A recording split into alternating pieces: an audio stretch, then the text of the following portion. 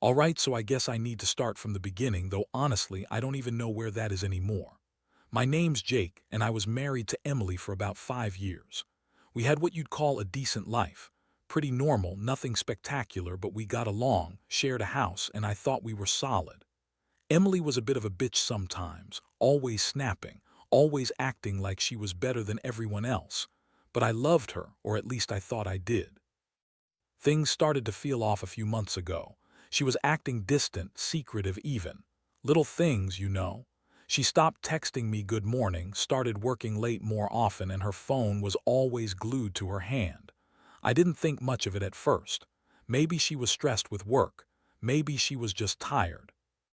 But then I noticed she was deleting messages, hiding her phone when I came into the room, and that weird smirk she'd get when I asked her where she was last night or if she wanted to grab dinner. It all came to a head the day my mom died. I was devastated, devastated beyond words. She passed unexpectedly and it hit me hard. I was at the funeral trying to hold myself together and Emily was there, acting like she cared, but I could see through her. There was something strange about her behavior. She was overly touchy with her phone, constantly whispering to someone in her texts, and I caught her giving weird looks to my best friend Mark, who was there with me. I didn't say anything at the time. I was too numb, too overwhelmed.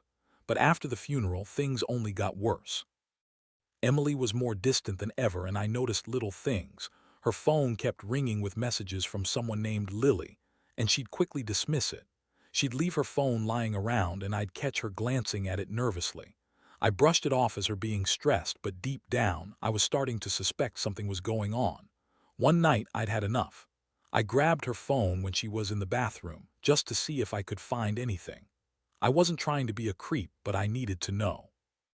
When I unlocked it, bam, I saw the messages. They were from Mark, and they were just friendly texts. They were flirty, suggestive, talking about meeting up soon. They were talking about sex, about how they couldn't wait to see each other again. I couldn't believe what I was reading.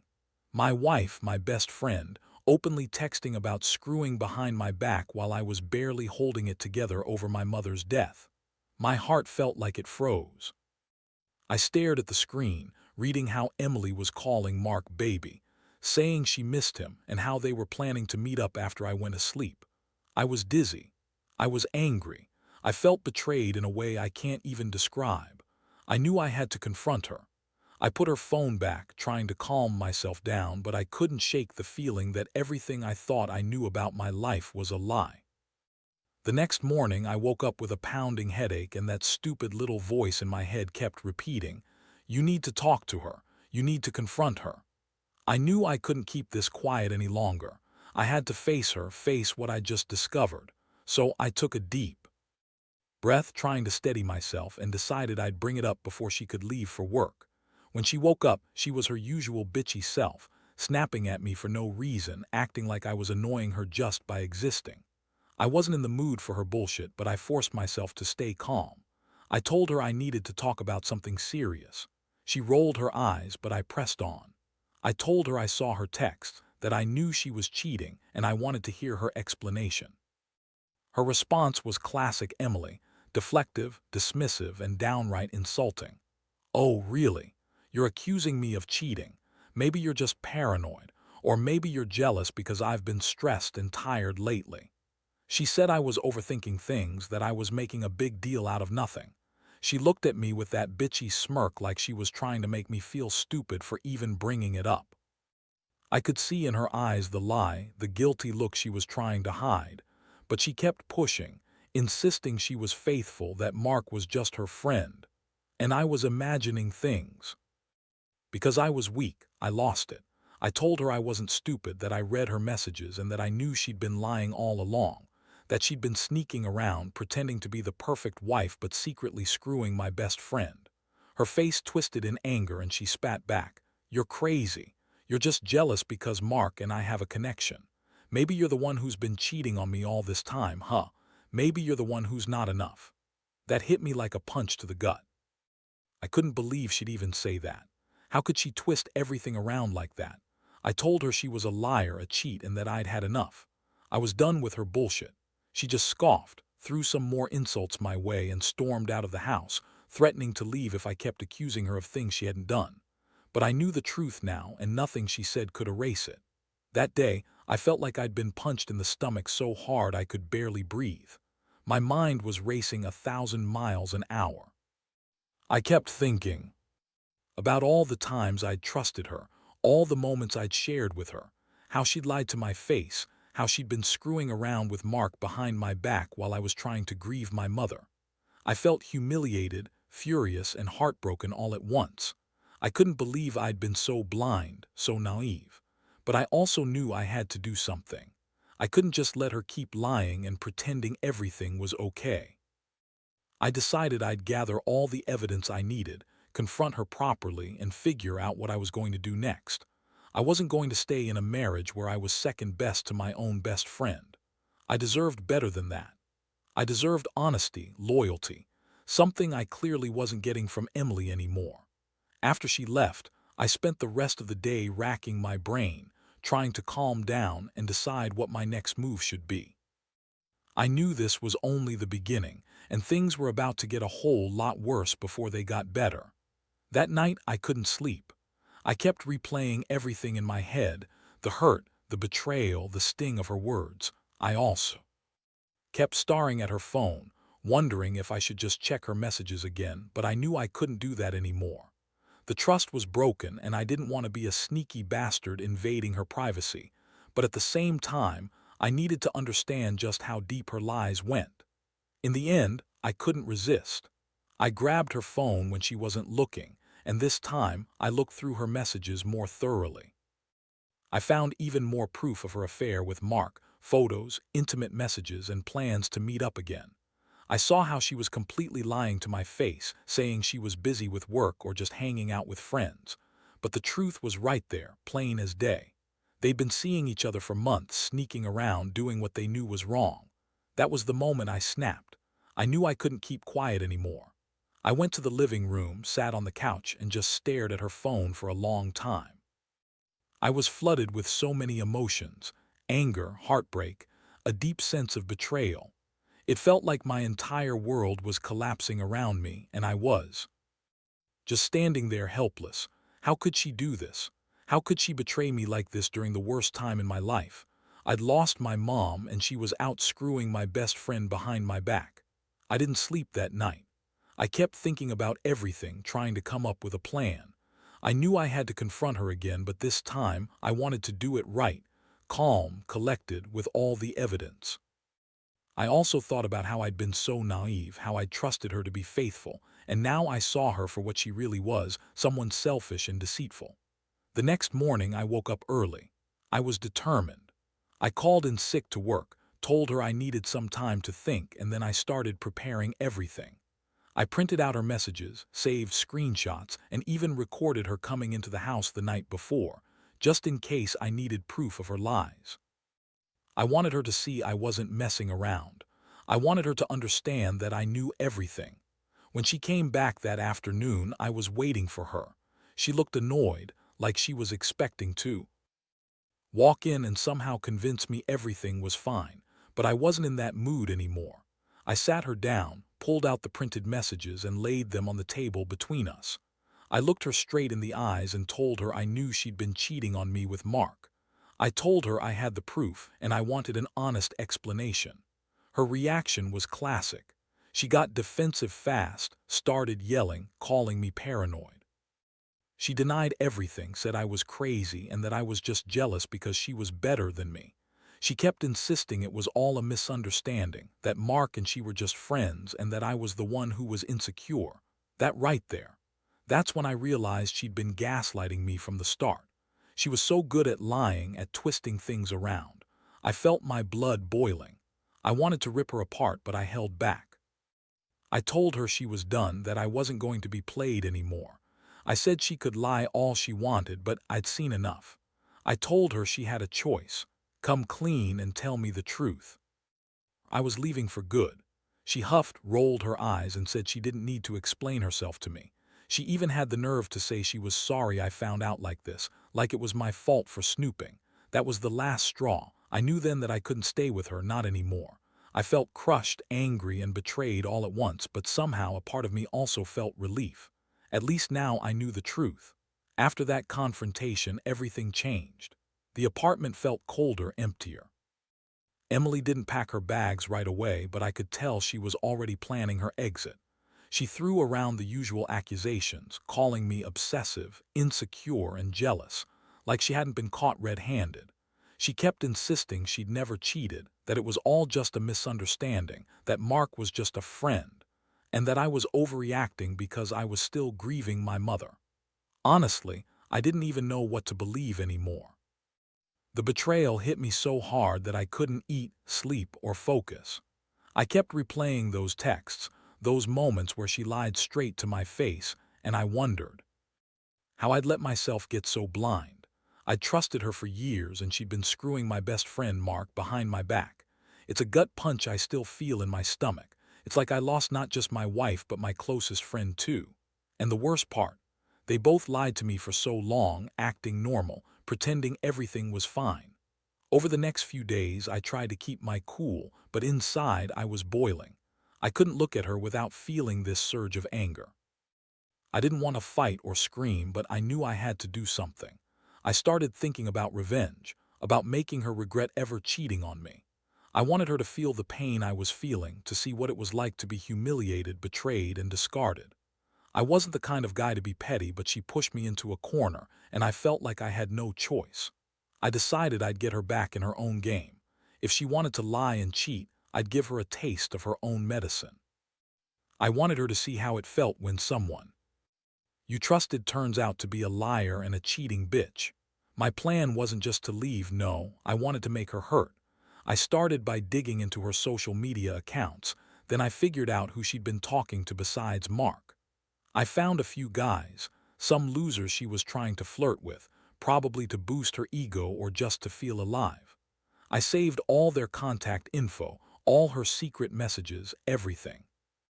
One night, I created a new account under a fake name, started messaging some of the guys she'd been talking to, pretending I was a desperate single guy looking for fun. I wanted her to know I wasn't just going to walk away quietly. I wanted to see her reaction when she realized I was fighting back. Sure enough, a few days later, I caught her sneaking her phone out again, trying to delete some of her messages before I could see them. That told me she knew she'd messed up. She thought she could hide everything, but I was already one step ahead. I kept calm, kept pushing her buttons. I'd send her little messages from the fake account, teasing her, making her paranoid. I even started showing up at places I knew she'd be, just close enough to see her but not enough to blow my cover. I wanted her to realize I wasn't just going to roll over, that I was angry and ready to retaliate, to make her regret crossing the line. That's when I saw her start to crack. She'd get nervous when her phone buzzed, or she'd start acting paranoid around Mark, maybe wondering if I'd found out about other guys too. I won't lie, it felt good to turn the tables a little, to make her feel what I was feeling: betrayal, humiliation, that gut-wrenching sense that you've been used and discarded. But inside, I also felt like I was losing a part of myself. I used to be a peaceful guy, easygoing, trusting. Now I was playing games, plotting revenge. I kept telling myself it was all part of the process, that someday she'd realize what she lost.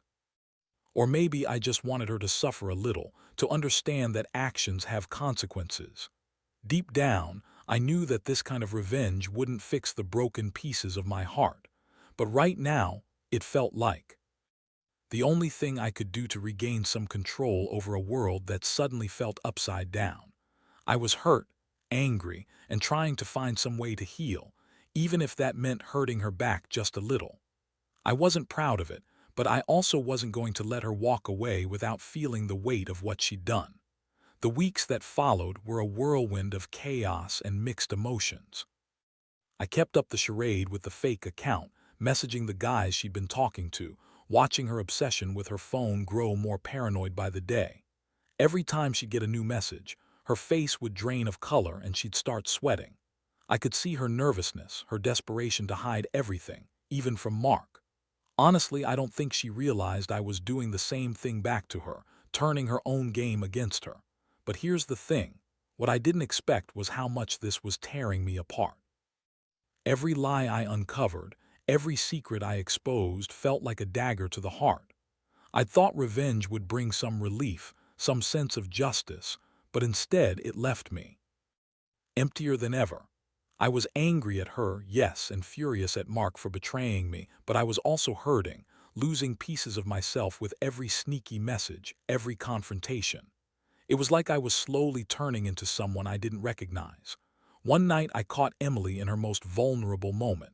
She was on her phone, whispering, and I'd been watching her for days. I finally decided I'd had enough. I stepped out of the shadows, confronted her directly, and asked her what she was hiding.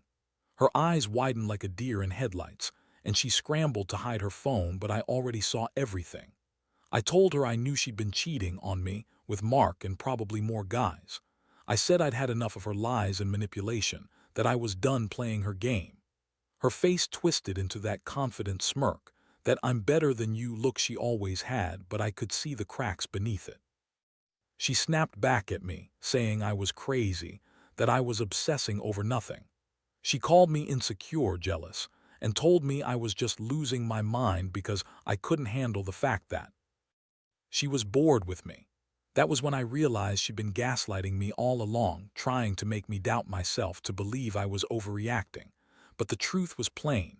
She was a liar, a cheat, and a manipulator. Mark was just her latest pawn in this game she played to feel powerful. I told her I was done. I told her that I wanted her to leave and that I'd be filing for divorce. I didn't want her to think I was weak, that I'd forgive her or try to fix this anymore.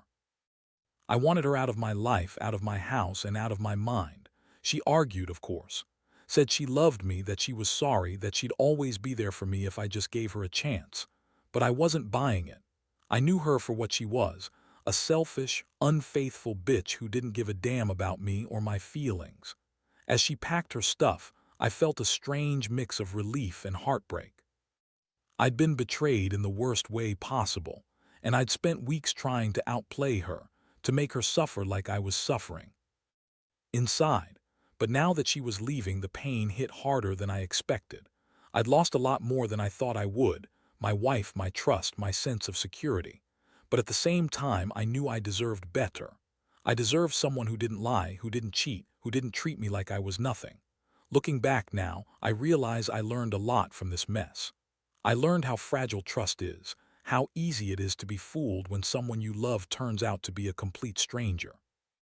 I also learned that revenge, while satisfying in the moment, doesn't really heal the wounds. It just masks the pain temporarily. In the end, I decided that I'd rather be alone than in a marriage filled with lies and betrayal.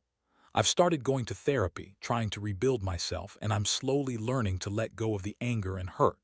So to anyone out there going through something similar, trust your instincts, but don't lose yourself in the process.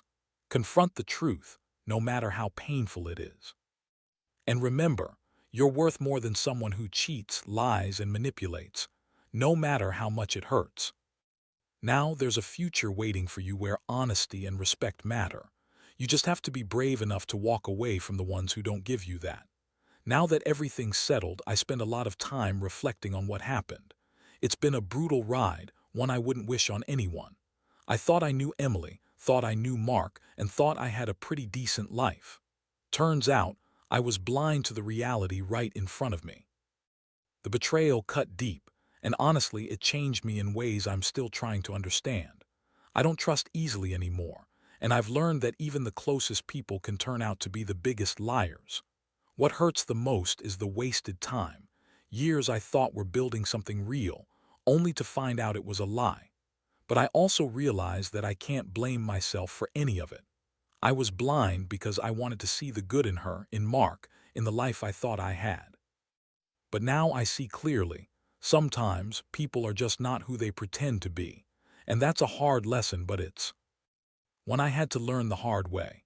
I've come to accept that I can't control what others do or how they choose to betray you. The only thing I can control is how I respond. I chose to walk away, to pick up my broken pieces and rebuild myself. I still feel pain, sure. There are days when I wake up and feel the weight of everything: loss, betrayal, anger. But I remind myself that I'm still here. I survived it, and somehow I'll come out stronger. This experience has made me realize the importance of self-respect and honesty. I don't want to be with someone who lies and cheats. I don't want to spend my energy trying to fix a broken relationship. I want someone who values me, who's honest and loyal. Maybe that's naive, maybe it's idealistic, but it's what I believe now. I know I deserve better, and I'm not going to settle for anything less. To anyone reading this who's in a similar situation, just know you're not alone. It hurts like hell and the pain can feel never-ending, but it's also a wake-up call. Trust is a fragile thing, and once it's broken, rebuilding takes time, and that's okay. Take the time you need. Don't rush the healing. And above all, don't convince yourself that you're at fault for someone else's dishonesty. You're worth so much more than a lie, more than betrayal. So I keep moving forward step by step, trying to learn from this nightmare. I know I'll never forget what happened, but I also know I won't let it define me. I'll find happiness again, maybe in a different way, with different people. The pain will fade, and someday, I'll look back and realize that this was just a chapter in a story that's far from over. I've learned that betrayal hurts, but it also teaches you who you really are: resilient, strong, and capable of surviving even the most devastating storms.